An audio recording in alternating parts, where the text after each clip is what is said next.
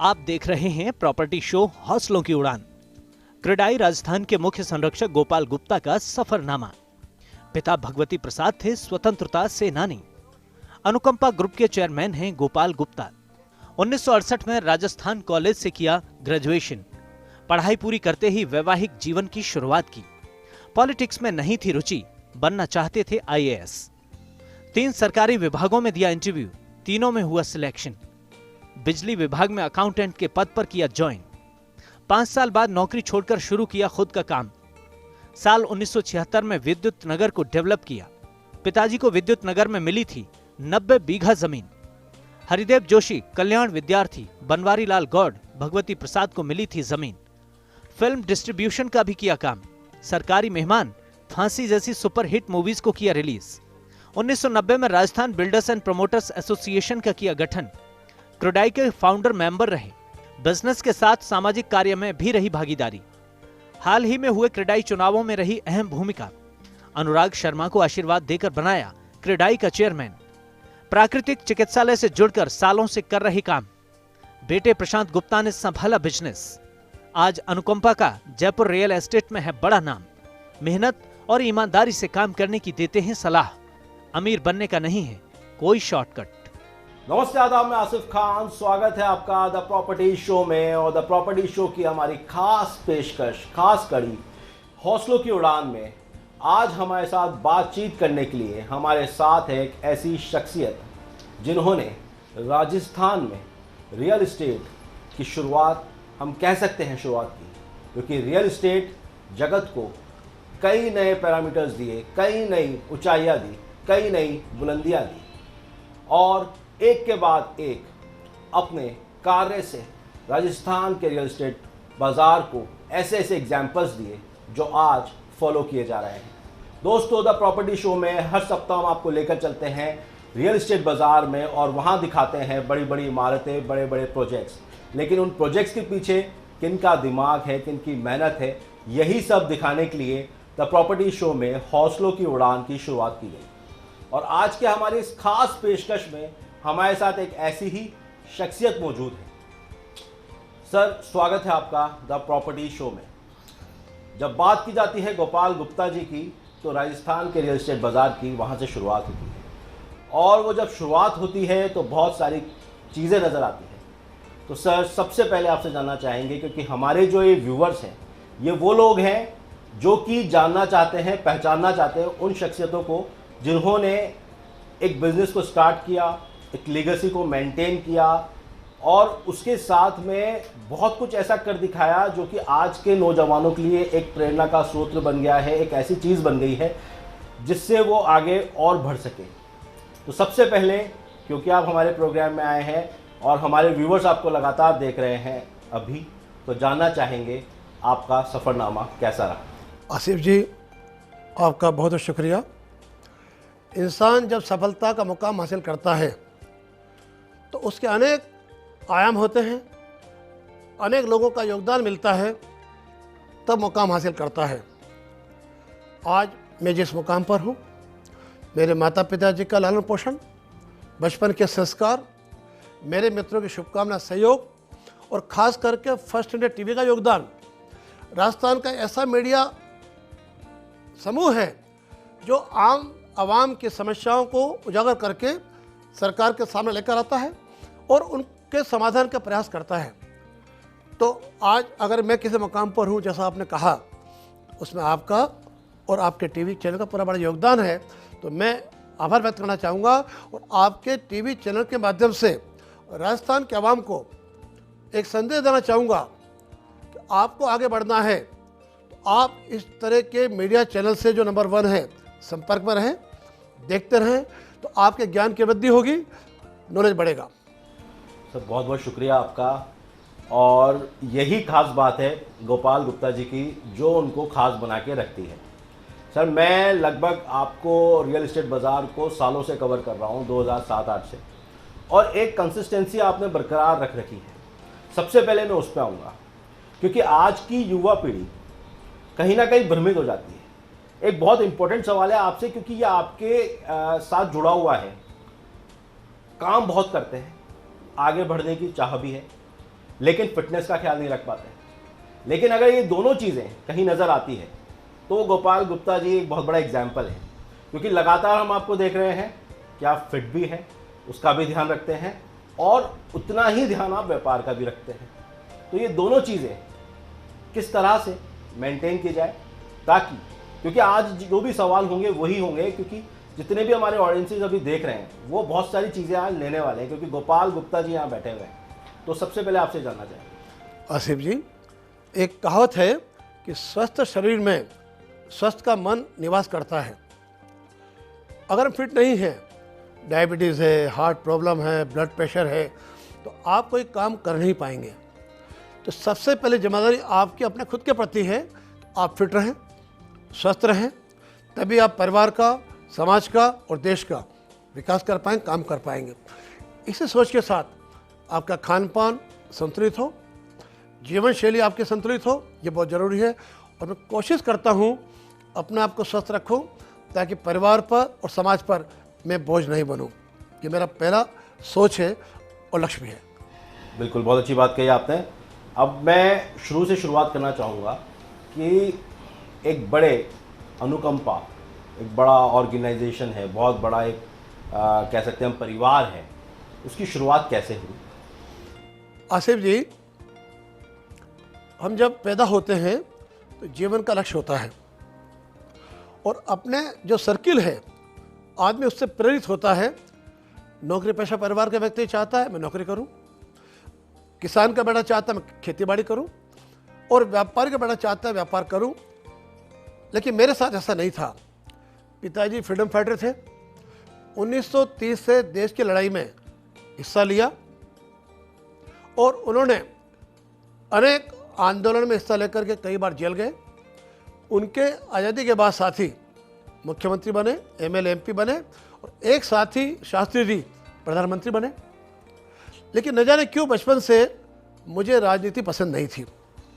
मैंने देखा वहाँ अनेक प्रकार के जोड़ तोड़ होते हैं, अपने साथियों के साथ भी विश्वासघात करना होता है।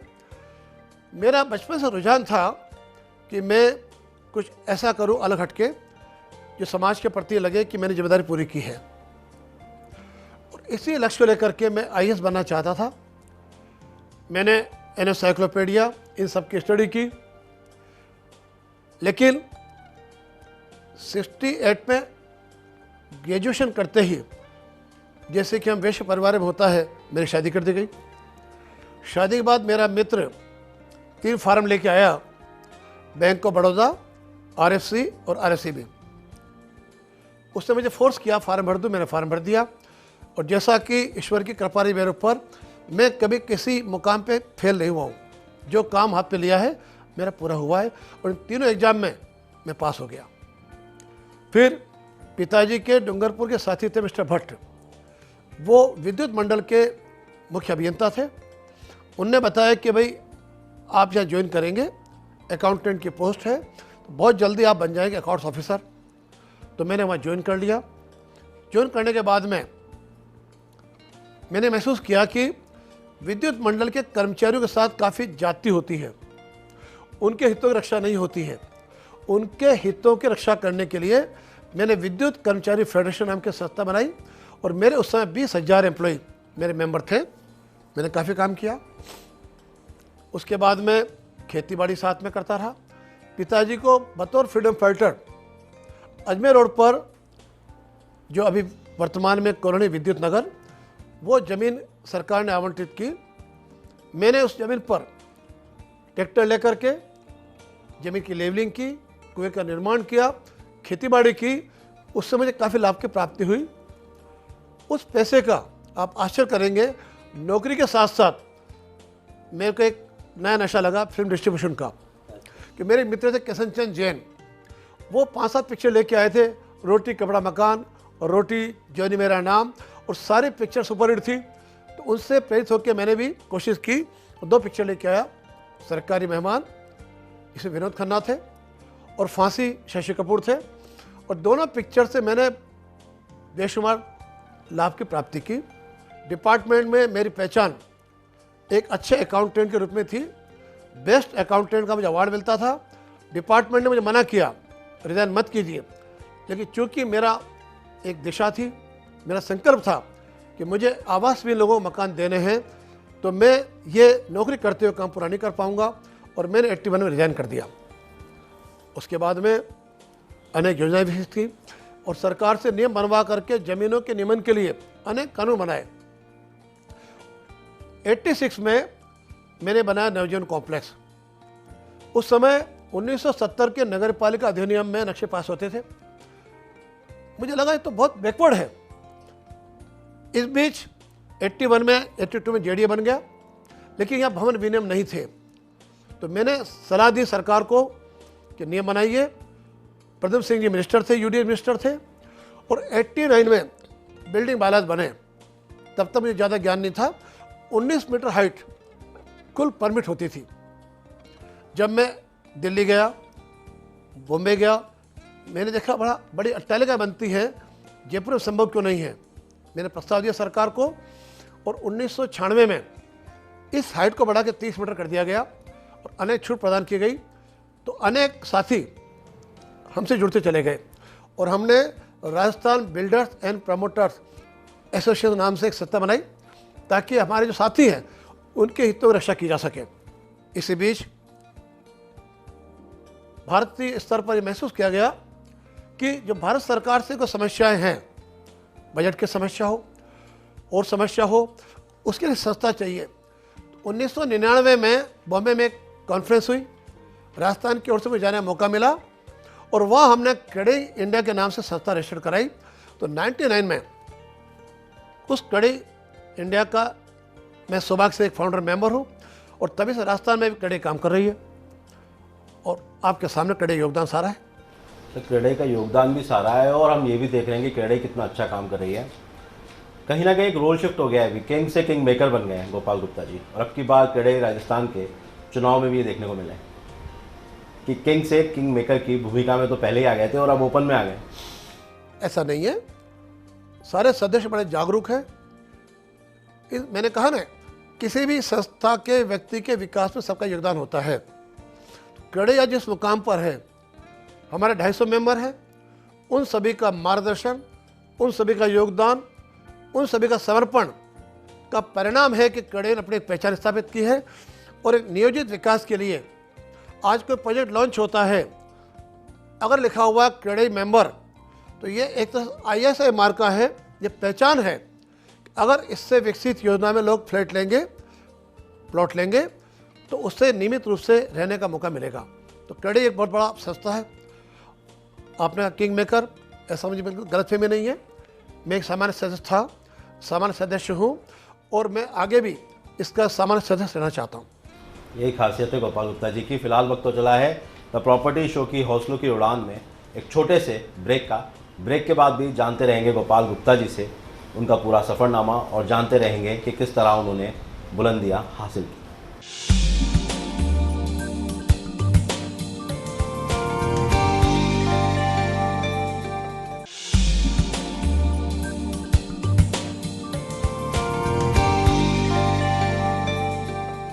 ब्रेक के बाद स्वागत है आपका दोस्तों द प्रॉपर्टी शो के खास सीरीज हौसलों की उड़ान में। आज हम बात कर रहे हैं गोपाल गुप्ता जी से। और ब्रेक से पहले जो हम बात कर रहे थे, जान रहे थे सर आपसे कि किस तरह आपने बिजनेस स्टार्ट किया, किस तरह आप बिजनेस में आए, किस तरह आपने जॉब की। 5 साल की जॉब के बाद में आपने बिजनेस स्टार्ट किया।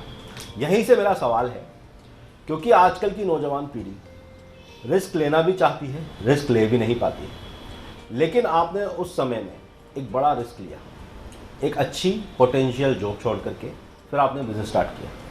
तो ऐसे में, क्योंकि आप फर्स्ट जनरेशन बिजनेसमैन हैं, आपके साथ में आपकी जो अब जनरेशन आई है वो सेकंड जनरेशन है। तो फर्स्ट जनरेशन, पहला सवाल, बिजनेस स्टार्ट करना कितना मुश्किल है और रिस्क उठाना कितना, क्या देखना होता है कि आपको रिस्क उठाना या नहीं उठाना? देखिए, व्यापार करने के लिए आदमी को सबसे पहले चाहिए संकल्प शक्ति, समय की पाबंदी, अनुशासन और अपने ग्राहक के प्रति समर्पण। ये 4-5 बातें अगर व्यापार में होंगी तो व्यापार के लिए स्काई द लिमिट, कोई सीमा नहीं है इसकी। आप 1 रुपये से लेके 1000 करोड़ तक जा सकते हैं। बस विश्वास पैदा करना होगा आपको। आम जन के मन में ये अवधारणा होनी चाहिए कि इस व्यक्ति से व्यापार करूंगा तो मेरे को किसी प्रकार नुकसान नहीं होगा। और सदैव मैंने वो ध्यान रखा, 40 साल पहले, 30 साल पहले अगर मैंने किसी को ज़मीन बेची, मकान बेचा, आज भी अगर कोई समस्या उसे आती है और मेरे ध्यान में लेके आता है, तो हम और हमारा पूरा अनुकंपा परिवार उसका समाधान करता है। यही कारण है, आप देखिए विद्युत नगर में ज़मीन बेची मैंने 10 रुपये गज, आज यहाँ रेट 1 लाख रुपये गज का। मैंने 10 रुपये में क्या कमाया होगा? 1 रुपये गज, 18 गज, 200 गज के प्लॉट में 200 कमाया। आज कोई व्यक्ति आके मुझे कहता है कि जेडीए से पट्टा नहीं मिल रहा है, नक्शे पास नहीं हो रहे हैं, तो मैं अपने आदमी के साथ भेजता हूँ, उसकी समस्या समाधान कराता हूँ और उसके नक्शे बनवाना, बढ़िया ठेकेदार देना, ये सब काम करता हूँ। तो इन सब से एक विश्वास पैदा होता है, ग्रुप के प्रति आस्था पैदा होती है, और ये एक कारण है जो मुझे हमेशा जिंदा रखता है, सचेत करता है, वार्निंग देता है कि मुझे मेरे क्लाइंट का ख्याल रखना है।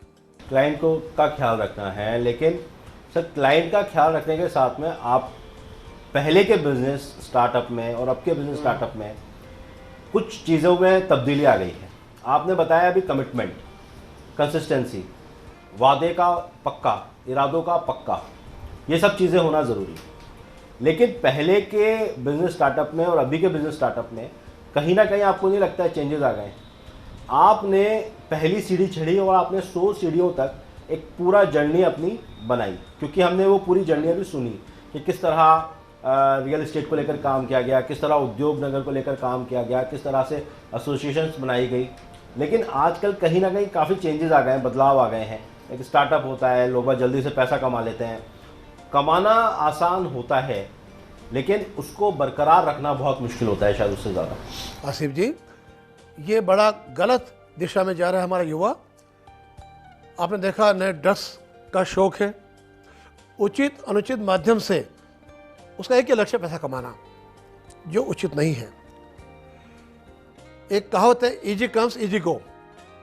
अगर पुरुषार्थ से आप कमाएंगे तो वैल्यू फॉर मनी आपको पता होगा इसकी कीमत क्या है, और बिना मेहनत के पैसा कमा लेंगे तो आपको उसकी कीमत पता नहीं होगी। तो ये आज के युवाओं से मैं एक संदेश देना चाहता हूँ, आप सीढ़ी दर सीढ़ी आगे बढ़िए, आप अपने परिवार की स्थिति के अनुसार ध्यान दीजिए, एकदम अमीर बनने की चाहत मत रखिए। आप खर्चे उतने पालिए, एक कहावत है कि तेते पाँव पसारिए जेती लंबी सोरी। आप उतने खर्चे पालिए, आपको आश्चर्य होगा। मेरे एक परिचित, हम दोस्तों बीच में आए, मुझे किसी ने पूछा इसकी शर्ट कितने की होगी। मैंने अनुमान लगाया, मेरी शर्ट होती है 500-600 रुपये की। तो मैंने पूछ रहा है तो भाई ज़्यादा महंगी होगी, तो मैंने बड़ी हिम्मत करके कहा 2000 रुपये की होगी। जहाँ जितने लोग बैठे हुए थे सब हंसे मेरे ऊपर। उसने शर्ट का नीचे निकाला, यहाँ को लिखा हुआ था, देखा आपने ये शर्ट 6000 रुपये की है। 6000 की शर्ट है, लोगो यहाँ है, वो पेंट के अंदर है। ऐसा खर्चा क्यों करना चाहते हैं आप हिंदुस्तान के जुल्हे जो अपने हाथ से काटते हैं, अपने हाथ से बुनते हैं, उसको रोजगार मिलता है, आप उनका सम्मान कीजिए। ये ब्रांडेड के चक्कर में मत पड़िए। ये ब्रांडेड कंपनियां सब विदेशी आधार पे पलती पलपती हैं। ये बड़े बड़े शो दिखा करके भारत का पैसा बाहर लेके जाती हैं। वो चाहे खाने के मामले में हो, पिज़्ज़ा है, बर्गर है, ये सब चीज़ें क्या हैं? ये आपके शरीर को बेकार करती हैं और आपका शोषण करती हैं। बहुत अच्छी बात कही सर आपने कि एकदम से अमीर बनने की कोशिश ना करें, क्योंकि जब सीढ़ी दर सीढ़ी चढ़ेंगे तो उसका फ़ायदा भी बहुत सारा होगा। इसी बीच एक सवाल और आता है कि हमने देखा है क्रेडाई के अंदर आपको काम करते हुए दिन रात, और जब भी मैं आपके ऑफिस विजिट करता था तो मुझे पता चलता था कि आप काम खुद का नहीं कर रहे हो, आप दूसरों का काम कर रहे हो। किसी बिल्डर की फाइल है, जेडीए में कहीं अटक गई है, उसको लॉ समझ में नहीं आ रहा है, लीगल इलीगल क्या है, गोपाल गुप्ता जी के पास सारी फाइलें पहुंचती हैं, और आज भी पहुंचती है, मुझे मालूम है, क्योंकि आपके ऑफिस में एक भंडार लगा रहता है फाइलों का अलग से, और उस पर आप दिन रात काम करते रहते हो। आशिफ जी, किसी ने कहा है कि धन की चोरी हो सकती है, ज्ञान की चोरी नहीं होती है। जिस व्यक्ति ने ज्ञान को अर्जित किया, और ज्ञान सारा भरा पड़ा हमारी किताबों के अंदर, तो आज मेरा शौक है जो मैंने ज्ञान अर्जित किया। एक तरीका तो ये है कि ज्ञान को लेकर मैं अपने साथ खुद चला जाऊं, दूसरा तरीका ये उस ज्ञान को मैं अपने साथियों में बांटूं। आज मान लीजिए मैं ये कल्पना करता कि जयपुर में अकेला बिल्डर मैं रहूँगा तो ये इंडस्ट्री पनपती नहीं। मैंने कोशिश की, आज भी कोई व्यक्ति आता है मेरे पास कि मेरा बेटा काम करना चाहता है रियल एस्टेट का। आप आश्चर्य करेंगे, अजय पाल जी नगर निगम के चेयरमैन थे हमारे बिल्डिंग प्लान कमेटी के, एक दिन बड़े उदास थे। मैंने पूछा ऐसा क्या हुआ? बोले यार बच्चे कुछ काम करना चाहते हैं, समझ नहीं आ रहा क्या काम करें, भट्टे बजा नहीं पाते हैं। मैंने वैसा कमाल कर रहे हो, इनको बनाओ बिल्डर। बोले क्यों मजाक करता है? ऐसा मजाक नहीं, हकीकत है। 1000 की ज़मीन आप लेके आ जाओ, आगे काम मेरा है। आप विश्वास कीजिएगा, अजय पाल जी हमारा आदर्श है, वो मसीहा गरीबों का है। मुझे साथ लेके गए आपके अपने मालवीय नगर में, वहाँ 2 प्लॉट दिखाए मुझे। मैंने उनका पुनर्गठन कराया, मेरा अपना आर्किटेक्ट दिया और यूबी के नाम से उन्होंने काम चालू किया। ये एक उदाहरण है। ऐसे अनेक बिल्डर हैं, जब मेरे पास आए तो मैंने कोशिश करके अपना आर्किटेक्ट, अपना टाउन प्लानर, अपना इंजीनियर उन्हें दिया और मेरी कोशिश हुई। इसी कारण है आज जयपुर में इतना विकास हो पाया है और उस विकास से मुझे लाभ मिल रहा है। मुझे नुकसान क्या हो रहा है? 10 नए प्रोजेक्ट आने से मुझे नुकसान नहीं होता है, मुझे लाभ मिलता है। तो यही खास बात है आपकी जो आपको खास बनाती है, क्योंकि कंपटीशन के अंदर तो ये होता है कि साथी बिल्डर को पीछे छोड़ने के लिए उसको बकायदा बिड लगाई जाती है, उसकी ज़मीन ले ली जाती है। और आजकल बड़ा कल्चर हो रहा है जॉइंट वेंचर का और अलग अलग चीज़ें निकल कर आ रही हैं। लेकिन ऐसे बहुत सारे बिल्डर एक टाइम पे उपजे थे जो अब चले गए, शायद यही रीज़न था उसका। आसिफ जी, वो मैंने कहा ना, तेते पाव पसारी है। आज मालिक किसी प्रोजेक्ट का लॉन्च किया आपने और लोगों ने विश्वास करके इन्वेस्ट कर दिया। आपकी पहली जिम्मेदारी उस प्रोजेक्ट को पूरा करने के बाद लास्ट में आप प्रॉफिट निकालें। हमारे उन साथियों ने क्या किया, जो कलेक्शन आया उसको नए प्रोजेक्ट में निवेश कर दिया, वहाँ से कलेक्शन आया फिर नए निवेश कर दिया और कोई प्रोजेक्ट पूरा नहीं किया। परिणाम ये हुआ उनके सारे प्रोजेक्ट अटक गए, विश्वासघात हुआ। और यही परिणाम है कि भारत सरकार को एक रेरा के नाम से कानून बनाना पड़ा। तो निवेशकों के हितों की रक्षा के लिए कानून बना और उस कानून में खास करके अच्छे बिल्डर, अच्छे ब्रोकर, अच्छे निवेशकर्ताओं के हितों की रक्षा के लिए उसको पूरा प्रावधान किया गया। इसी प्रकार ये गलत बिल्डर हैं, गलत ब्रोकर हैं, गलत निवेशकर्ता भी हैं। ऐसा नहीं खाली बिल्डर ही गलत होते हैं, इन्वेस्टर भी गलत होते हैं कि लाख रुपए दे के बुकिंग करा ली, 3 साल गायब हो गए, भाव बढ़ गए रिसेल कर दिया, बाहर निकल गए, भाव नहीं बढ़े तो दवा ठोक दिया, लिटिगेशन कर दिया। इस प्रकार के लिटिगेटेड माइंडेड लोग वहाँ भी होते हैं। तो मेरा कहना यही है कि मेरे बिल्डर साथी लोग, आप सब मेहरबानी करके आप अपने निवेशकर्ता के प्रति जिम्मेदारी पूरी करें, क्योंकि एक व्यक्ति की वजह से पूरी इंडस्ट्री बदनाम होती है। एक मछली कहते हैं तालाब गंदा कर देती है, ऐसा काम नहीं करें। हम सबका प्रथम दायित्व है कि हम सरकार द्वारा बनाए गए नियमों की पालना करें और जो वादा करें, जो हम कमिटमेंट करें उसको पूरा करें, क्योंकि बहुत बड़ा स्कोप है। जब तक धरती रहेगी, खाने के काम और रहने को मकान दोनों हमेशा चाहिए। तो ये ऐसा एंडलेस प्रोसेस है, हमेशा चलेगा और इसका व्यापार में आने वाली पीढ़ी को लाभ मिलेगा। सर बिल्कुल, ये कहीं ना कहीं अपब्रिंगिंग से बहुत कुछ फ़र्क पड़ता है। और जिस तरीके से जब आपका इतिहास देखते हैं हम उठा करके, तो फादर फ्रीडम फाइटर और उसके साथ में एक पूरा पीछे बैकअप चला रहा है, और उसी चीज़ को कहीं ना कहीं आपके बेटे ने बरकरार रखा और कहीं ना कहीं और भी प्रोजेक्ट्स बनते चले गए। और आज जब शहर में हम निकलते हैं तो हर जगह अनुकंपा की बिल्डिंग नज़र आती है। देखो, प्रशांत के बारे में आप सुनेंगे तो मैं जो शुरुआत उसकी की मैंने बड़ी सख्ती के साथ की। वो कॉमर्स कॉलेज का जनरल सेक्रेटरी था, हमारे खून में नेतागिरी करना, जिप्सी में घूमना, आउटिंग करना, शादी कर दी उसके बाद भी उसने ये परंपरा रखी चालू। तो मैं बड़ा चिंतित हुआ कि मैं जो कुछ जमाया है इसमें गुण नहीं होंगे, क्या संभालेगा। उसे दिन बुलाया, विद्युत नगर में मैंने 500 गज का प्लॉट दिया, उसे 1 लाख रुपए दिए मात्र मैंने, कि बेटा इस पे आप काम चालू करो, आज के बाद घर में रहने को जगह है, खाने को रोटी है, अगर आप सक्षम बन जाओगे तो मैं व्यापार आपको दूंगा, अन्यथा व्यापार नहीं दूंगा। रात को मेरी वाइफ बड़ी चिंतित हुई कि आपने क्या कर दिया, इससे राइज करना होगा तो इसका उपयोग करेगा और नहीं कर पाएगा तो सुना पूत कपूत क्यों धन संचय।